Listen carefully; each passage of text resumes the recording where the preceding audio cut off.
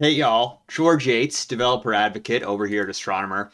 And today I kind of have a follow-up, maybe call it companion post or companion video to a blog post I wrote, which was comparing, how to use Databricks and Airflow from just a user developer perspective for a simple ETL workflow, and just assessing, hey, what are kind of the pitfalls of each, what does it look like to develop in each of these in isolation, with the goal of dispelling the notion that you should use either of them in isolation. Instead, I believe the best way to utilize Databricks is in conjunction with Airflow. You have Databricks to run your really high intensity process analytics jobs, and you have Airflow orchestrate all the movement of data around it, because Airflow just has a much richer and easier to work with, in my opinion, connection ecosystem that you can leverage, so you don't have to rely on some of the ways that Databricks handles connections and passing data between tasks. So you'll get the best of both worlds. And so just to kind of show you, what we'll be walking through today. So first, we have kind of just this simple stock data workflow that I'll show you how we'll build in Airflow. And then I will take you over into Databricks and show you how it would be built in Databricks, with kind of the goal of just showing you, hey, these are the steps you have to go through just to accomplish a very simple workflow where we're just going to be loading some stock data from an API, doing some simple SQL transformations on it before to clean it. Then we'll do Python for some other transformations to actually, do some more in-depth transformations. And then finally, to find the highest opening values for each stock. And then finally, we're going to save the highest opening values for each stock in an S3 bucket. So without further ado, let me kick it over into VS Code, and I'll just kind of show you what it looks like to set this up with an Airflow. So first, as you'll do, with any Astro environment, run astro dev init in an empty folder, then astro dev start to just spin up your environment, and then within your requirements file.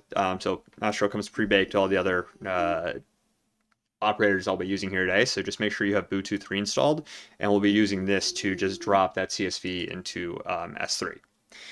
So create our stock processing DAG, create a new Python file. And the first thing we're going to do is just import a bunch of different decorators. And so here are a bunch of different libraries. It's kind of base libraries from Airflow that we'll use here. So here you just have DAG decorator, Astro, SDK, SQL as AQL, and table and metadata. These are just Astro SDK tools to allow us to just write raw SQL in any database, and also reference tables and metadata, kind of using the datasets feature on the back within Airflow, but easier interface to work with. Then we also have pendulum date time, Bluetooth 3 to interact with our S3 bucket, good old pandas as PD, and then string IO. This is just to create a local CSV buffer, so we don't have to load the CSV onto our local system before we upload it in S3. So then down here, we just have a ticker list of the different stocks we'll be getting data for. And so our first task is going to be exactly that, extracting that stock data. So what I'll do later, after I define tasks, is actually use dynamic task mapping to have all of these tasks run 3 times in parallel for each of these stock tickers. So for each of these tasks, I can just design them as if I was just processing one single task or one single ticker, and then use dynamic task mapping to kind of have that happen in parallel for as many tickers as I needed. Then what we'll have here is AQL run SQL. So here we're just going to connect to our local Postgres database. And then what will actually happen under the hood here is I'm going to use the Taskflow API to link this data frame task to our run raw SQL task. And what that'll have the effect of doing is inputting it into our local Postgres database, and then allowing me to run just a raw SQL query on that pandas data frame. So if we go now down into our second one, so we've got just the specific columns we want here. So just date, open, volume, name from load stock data. And then after that, what we'll do is do some more complex transformations, kind of more analytics style, to actually want to just read all the different outputs of that task into your downstream task. And you'll see that just happen for all of these different tasks here. And then if we save it and go over to our Airflow UI, you can see, just go back to the tags view just so I can trigger and then show you. So perils of doing it live. I guess sometimes my home internet's even slow. So here I'm going to ignore this update, press play on stock data, and then what this will do is run that pipeline. And so if I load it up, sorry, I don't know why this is so slow today. I accidentally just triggered. Let's mark that status failed.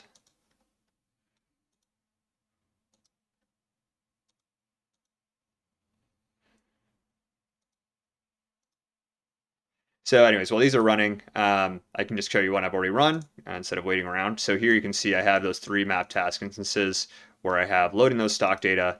And you can see if I go into our map tasks, this is all runs.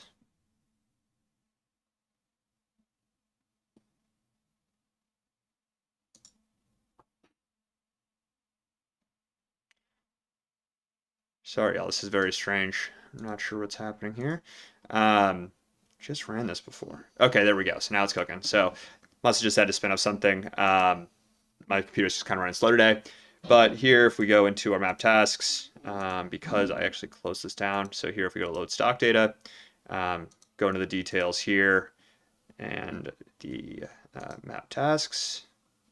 So here, if we go into this individual one, you can see it, sub information around it, and then the details of the task as well. So if we look at the XComs, it's turning out. So you can see here, it's actually passing that data frame from that first task. And so just avoids the need to actually have to manually set intermediary storage. So just nice quality of life there.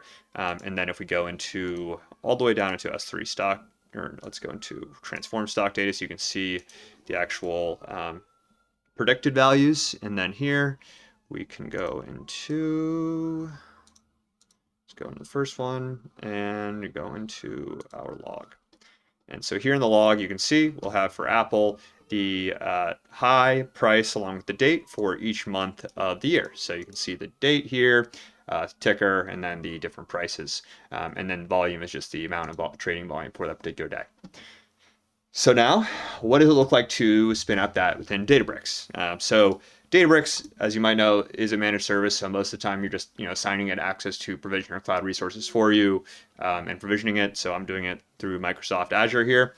And so within Databricks, you have kind of a similar, you have notebooks. So instead of each, so if I open up my first notebook, which is just loading data. So here, each notebook, you kind of have to treat, if you want to schedule it, you have to treat as an individual task. So each cell in between these notebooks, you can have as many cells as you want. And when you trigger an individual one notebook, it'll run all these cells within that notebook. So to have a workflow where, things happen sequentially and you have kind of visibility in each step of that pipeline, you have to have each of your tasks as individual notebooks. So here in this first one, so one of the differences you'll notice here of having to convert it into individual notebooks is that you'll need to actually have intermediary file storage for passing data between tasks, because there's no way to, so while you can schedule different notebooks together, so I'll show you what this looks like here. So you can schedule a similar pipeline, but if we go in here, sorry, there's no way to pass data between these tasks as far as I can tell. So what you have to do is actually just store it in the Databricks file store. So Databricks comes with a pre-built-in file store. You could also use something like an S3 bucket or any other temporary file storage. And then here we have is, again, because we don't have concept of like passing in parameter like using dynamic task mapping to run multiple instances of the same task in parallel. For all these tasks as well, we'll have to have a ticker list up here and then use a bunch of for loops to actually be able to run our different to be able to run the task for every single ticker. So this, gives it the same level of dynamism, but the issue with a for loop is that it's going to happen sequentially, not in parallel. So the processing times are a little bit longer for some of these jobs. So here you can see for every ticker, just reading it using the pandas CSV, saving as a data frame, then saving that data frame as a CSV in the local Databricks file store. Then when I do the clean data task, so converting it to Databricks, basically have to first read all of those tickers data into a new dictionary of data frames at the start of the task, and I'll do that for all subsequent tasks as well. Then cleaning those data frames and then again storing them back into our Databricks file store. Then once we get into transforming data, again, reading them in from DBFS, and then for each of those tickers and data frames, doing that same kind of operation of sorting for the highest values for each month. And then finally, once that's all done, you can see here we have our upload to S3 action. And